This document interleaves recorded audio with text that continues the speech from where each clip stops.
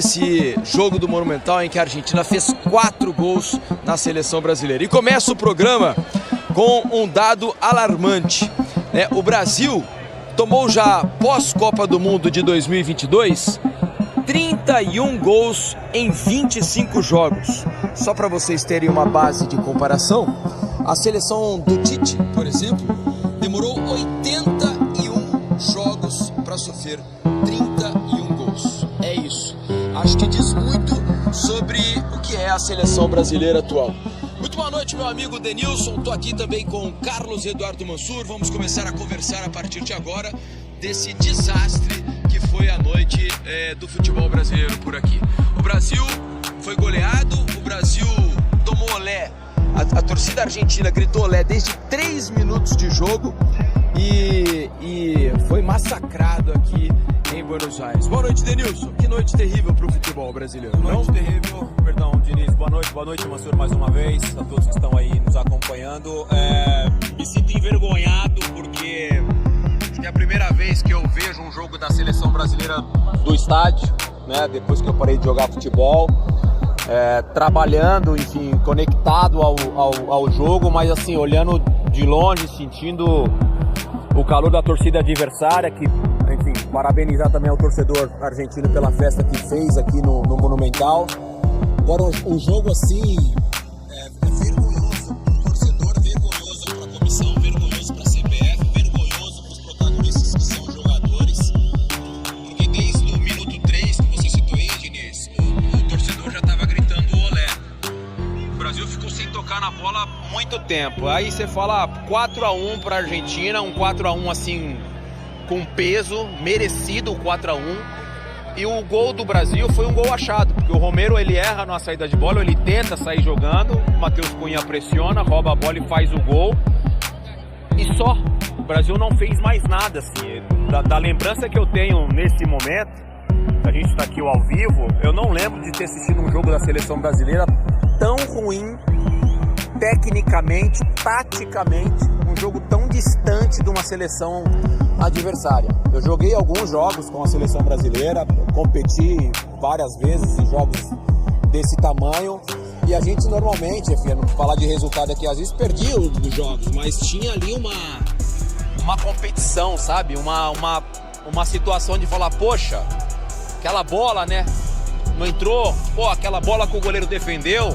A gente vai falar o que da seleção brasileira hoje? O que a seleção criou hoje para tentar buscar um resultado? Na minha opinião, não fez nada. Não, o Dibu Martínez talvez não precise tomar banho para ir para casa hoje, porque não fez nenhuma defesa praticamente, só trabalhou com os pés. E por sinal, esse é um assunto que eu vou trazer aqui também no Troca com muita facilidade. O Brasil sequer conseguiu pressionar a Argentina em nenhum momento. A Argentina saía de trás com uma facilidade tremenda, chegava à frente também com muita facilidade. O Brasil tinha uma saída de bola terrível, e ofensivamente hoje foi um nada. Carlos Eduardo Mansur. Ontem no Troca de Passes, Mansur, a gente já previa dificuldades a respeito da posse de bola da Argentina. E aconteceu exatamente o que a gente temia, na verdade, né? A Argentina muito com a bola, botou o Brasil na roda. O Brasil não teve força em nenhum momento para roubar a bola do adversário.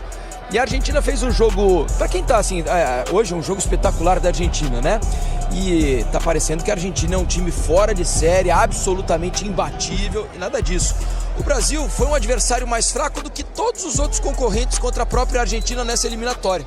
Ela não fez um jogo tão tranquilo assim como fez hoje contra nenhum dos adversários da eliminatória sul-americana. Isso para mostrar o quanto o Brasil foi mal na noite de hoje, não, Mansur? Boa noite. Boa noite, Felipe. Boa noite, Denilson. Boa noite a todo mundo que assiste o Troca. Eu vou entrar no que você perguntou.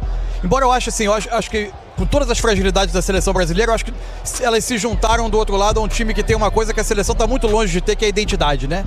E identidade de jogo é algo fundamental. Acho que vale a pena a gente discutir por que não tem essa identidade a seleção brasileira. Porque a seleção brasileira é um time que aparentemente não sabe a que joga, né? Qual é a sua proposta, o que ela pretende num jogo. E aí, a seleção que foi a campo hoje, para mim, ela é o retrato de um momento da seleção brasileira, de um momento do futebol brasileiro. Tem digital nessa atuação da seleção brasileira de hoje, nesse momento que a seleção vive de um de um desgoverno completo. para mim tem digital de alto a baixo de toda a estrutura do futebol brasileiro. Eu tenho certeza absoluta, convicção, e não estou advogando em prol de comissão técnica ou de jogador nenhum, mas eu tenho certeza que, embora obviamente o trabalho não está acontecendo, mas o Dorival é melhor treinador do que essa seleção atual mostra. Eu tenho certeza que o Vinícius Júnior é muito melhor jogador do que as suas atuações nesse ciclo atual de seleção mostram. Que o Rafinha, candidato a melhor jogador do mundo no momento, é obviamente muito melhor jogador do que tem se mostrado na seleção. Isso vale para o Matheus Cunha, para o Rodrigo, para tantos outros. A seleção brasileira, ela virou um ambiente, um tipo de organização em que todo mundo desempenha menos do que pode. Todo mundo parece pior do que é. Por quê? Porque a seleção virou um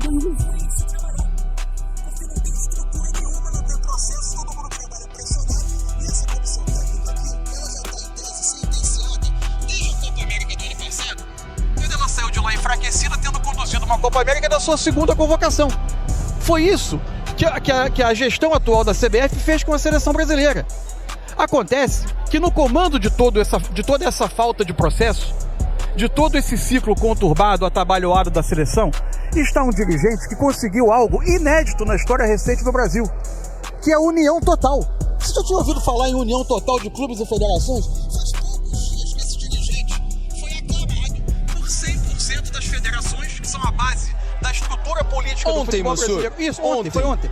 A base da estrutura política de um Brasil que tem esse calendário com 16 datas de estaduais para atender às amarras políticas dessas federações e por 100% dos clubes de Série A e de Série B. Muitos deles vítimas desse calendário que os faz perder jogador em data FIFA, ver jogador fazendo 80, 90 jogos no ano, mas todos eles aplaudiram essa gestão, se juntaram a ela e elegeram ele era um candidato único, mas endossaram 100% das federações e dos clubes, endossaram o atual presidente da CBF. E é esse presidente que conduziu a seleção a esse estágio atual. Então, para mim tem digital de alto a baixo de toda a estrutura do futebol brasileiro no que a gente viu hoje em Buenos Aires. Perfeita observação, é exatamente isso. E quando o Ronaldo tentou ser candidato à presidência da CBF recentemente, disse que seria candidato, sequer foi recebido por 23 das 27 federações estaduais do futebol brasileiro. Isso é absolutamente lamentável, não quiseram sequer ouvir Ronaldo, porque todos estão muito satisfeitos com a administração atual da seleção brasileira, da CBF, que culminou nesse resultado absolutamente vexatório hoje aqui em Buenos Aires. Eu queria falar com vocês já na abertura desse programa. Antes, vamos ouvir Dorival Júnior, que começa a entrevista coletiva. Já voltamos ao assunto. Vamos ouvir o Dorival. Se você acha que já viu de tudo no esporte, é porque ainda não conhece o Seleção da Depressão. Aqui, a polêmica entra em campo e ninguém escapa das nossas análises ácidas. Prepare-se para desvendar os segredos, as brigas e os escândalos que a mídia tenta esconder. Se o jogo está pegando fogo, você vai ver tudo aqui. Inscreva-se no canal e não perca a próxima bomba.